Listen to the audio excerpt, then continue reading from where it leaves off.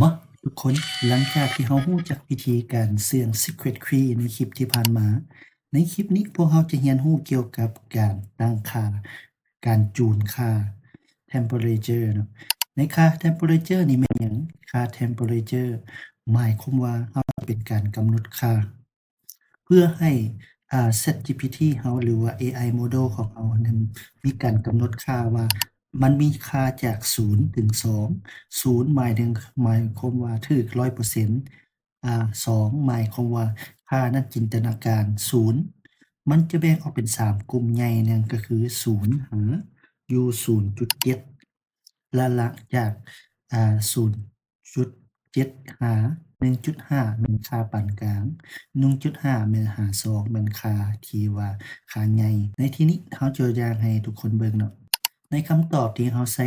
ค่า Temperature 1.5 นี่เราจะถามว่า Who is Laos Prime Minister คำตอบมา As my last update 2021 Prime Minister is พันคำวิภาวันเนาะแต่สมมุติว่า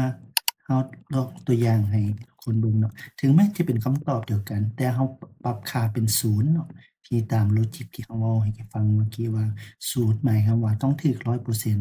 เหมาะแก่กับการเขียนโคดหรือหยังเนาะที่เรามีข้อมูลชัดเจน The current Prime Minister of Laos is พันคำวิภาวันที่เนาะแต่สมมุติว่าเมื่อกี้เราปรับเป็น0 0.5 2เด้ 2นี่แม่นตัวเลขที่บ่แนะนำเลยแต่เรามาเบิ่งแล้วสมมุติว่าเราใส่อยู่ 0.5 เนาะ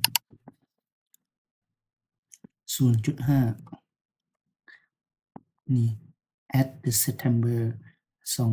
2021 ประโยคมันจะกว้างขึ้นมาอีกหน่อยหนึ่งสมมุติเราใส่ 1.5 ประโยคก็แฮ่งลาวก็จะกลายเป็นลาว PDR ขึ้นมาเป็นข้อมูลที่ว่ามันกว้างขึ้นอีกชัดเจนขึ้นอีกเนาะแต่บางอันนี้เราปรับจูนตัวนี้คิดว่า